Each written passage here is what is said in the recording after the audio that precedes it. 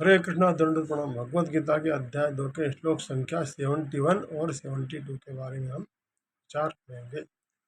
ओम अज्ञानतिमिरान्धस्य ज्ञानाञ्जनशलाकया चक्षुरुन्मिलितं येन तस्मै श्री गुरुवे नमो। ओम विष्णुपादाय कृष्णप्रेष्ठाय भूतले श्रीमति भक्ति वेदांत स्वामी नामिने नमस्ते सारस्वते देवे गौरवाणी प्रचारणे निर्विशेषा शून्यवादी पाश्चात्य देशतारणे। जय श्री कृष्ण चैतन्य प्रभु नित्यानंद श्री अद्वैत गदाधर श्रीवासादि गौर भक्तवृंद। हरे कृष्ण कृष्ण कृष्ण हरे हरे, हरे राम राम राम हरे। श्लोक संख्या 71। विहाय कामान्य सर्वान् उमाश्चरति निस्पृहा निर्ममो निरहंकार स शांति मधिगच्छति। यानी जिस व्यक्ति ने इंद्रिय तृप्ति की समस्त इच्छाओं का परित्याग कर दिया है, जो इच्छाओं से रहित रहता है और जिसने जिसने सारी ममता त्याग दी और अहंकार से रहित है, वही वास्तविक शांति को प्राप्त कर सकता है। प्रभुपाद तात्पर्य बताते हैं कि निष्प्रह होने का अर्थ है इंद्रिय तृप्ति के लिए कुछ भी इच्छा नहीं करना। दूसरे शब्दों में कृष्ण कॉन्शियस होने की इच्छा वास्तव में इच्छा शून्यता या निष्प्रहता है। इस शरीर को मिथ्या ही आत्मा माने बिना तथा संसार की किसी वस्तु में कल्पित स्वामित्व रखे बिना कृष्ण के नित्य दास के रूप में अपनी यथार्थ स्थिति को जान लेना ही कृष्ण भावनामृत की सिद्ध अवस्था है। जो इस सिद्ध अवस्था में स्थित है वह जानता है कि कृष्ण ही प्रत्येक वस्तु के स्वामी हैं, अतः प्रत्येक वस्तु का उपयोग उनकी तुष्टि के लिए किया जाना चाहिए। अर्जुन आत्म तुष्टि के लिए युद्ध नहीं करना चाहता था, किंतु जब वह पूर्ण रूप से कृष्ण कॉन्शियस हो गया तो उसने युद्ध किया, क्योंकि कृष्ण चाहते थे कि वह युद्ध करे। उसे अपने लिए युद्ध करने की कोई इच्छा न थी, किंतु यही अर्जुन कृष्ण के लिए अपनी शक्ति भर लड़ा। वास्तविक इच्छा शून्यता कृष्ण तुष्टि के लिए इच्छा है। यह इच्छाओं को नष्ट करने का कोई कृत्रिम साधन नहीं है, कृत्रिम प्रयास नहीं है। जीव कभी भी इच्छा शून्य या इंद्रिय तृप्ति से शून्य नहीं हो सकता, किंतु उसे अपनी इच्छाओं की गुणवत्ता बदलनी होती है। भौतिक दृष्टि से इच्छा शून्य व्यक्ति जानता है कि प्रत्येक वस्तु कृष्ण की है, ईशावास्यमिदं सर्वम। अतः वह किसी वस्तु पर अपना स्वामित्व घोषित नहीं करता। यह दिव्य ज्ञान आत्म साक्षात्कार पर आधारित है, अर्थात इस ज्ञान पर कि प्रत्येक वस्तु कृष्ण का अंश स्वरूप है और जीव की शाश्वत स्थिति कभी न तो कृष्ण के तुल्य होती है न उनसे बढ़कर। इस प्रकार कृष्ण भावनामृत का यह ज्ञान ही वास्तविक शांति का मूल सिद्धांत कहा जा सकता है।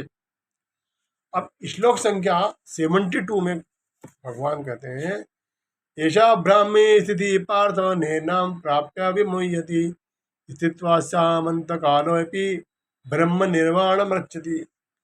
यह आध्यात्मिक तथा ईश्वरीय जीवन का पथ है, जिसे प्राप्त करके मनुष्य मोहित नहीं होता।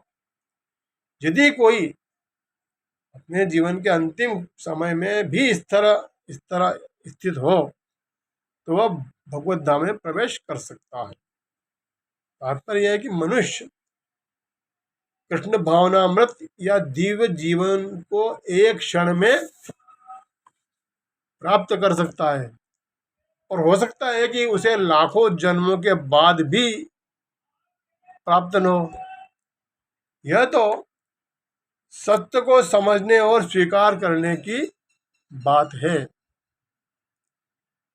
खड़वांग महाराज थे एक काल में, उन्होंने अपनी मृत्यु के कुछ क्षण पूर्व भगवान कृष्ण की शरणागत होकर ऐसी जीवन अवस्था प्राप्त कर ली। अब निर्वाण का अर्थ है भौतिकतावादी जीवन शैली का अंत। बौद्ध दर्शन के अनुसार इस भौतिक जीवन के पूरा होने पर केवल शून्य रह जाता। ये बौद्धिक सिद्धांत में शून्यवादी सिद्धांत कहा जाता है, किंतु भगवत गीता की शिक्षा इससे भिन्न है।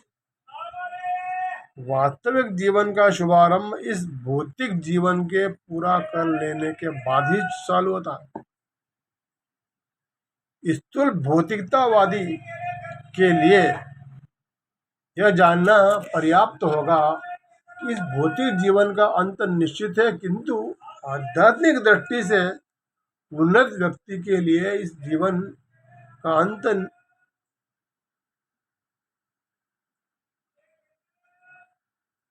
भौतिक जीवन का अंत निश्चित होता है। आध्यात्मिक भौतिकवादी के लिए इस जीवन का अंत होने के पूर्व वो ये कृष्णा कॉन्शियस हो जाए तो उसे तुरंत ब्रह्म निर्माण अवस्था प्राप्त हो जाती है। भगवत धाम तथा भगवत भक्ति के बीच कोई अंतर नहीं है, क्योंकि दोनों चरम पद है। अतः भगवान की दिव्य प्रेमा भक्ति में व्यस्त रहने का मतलब है भगवत धाम को प्राप्त करना। भौतिक जगत में ईगो सेटिस्फेक्शन विषय कार्य होते हैं और स्पिरिचुअल लाइफ में, स्पिरिचुअल जगत में कृष्णा कॉन्शियस से रिलेटेड चीजें होती हैं। इसी जीवन में ही कृष्ण भावनामृत की प्राप्ति तत्काल ब्रह्म प्राप्ति जैसी है, और जो कृष्णा कॉन्शियस में स्थित होता है वह निश्चित रूप से ही पहले ही भगवत धाम को प्राप्त कर चुका होता है। ब्रह्म और भौतिक पदार्थ एक दूसरे के सर्वथा विपरीत है। अतः ब्राह्मी स्थिति का अर्थ है भौतिक कार्यों के पथ पर न होना। भगवत गीता में भगवत भक्ति को मुक्त अवस्था माना गया है। सगुणान समर्थितान ब्रह्म भूयाय कल्पते। अतः ब्राह्मी स्थिति का मतलब है भौतिक बंधन से मुक्ति। श्री भक्ति विनोद ठाकुर ने भगवत गीता के इस द्वितीय अध्याय को संपूर्ण ग्रंथ का प्रतिपाद्य विषय के रूप में संक्षिप्त किया है। भगवत गीता के प्रतिपाद्य कर्मयोग, ज्ञान योग तथा भक्ति योग। इस द्वितीय अध्याय में कर्मयोग तथा ज्ञान योग की स्पष्ट व्याख्या हुई है एवं इसमें भक्ति योग की एक झलक दिखलाई गई। हरे कृष्णा। दंड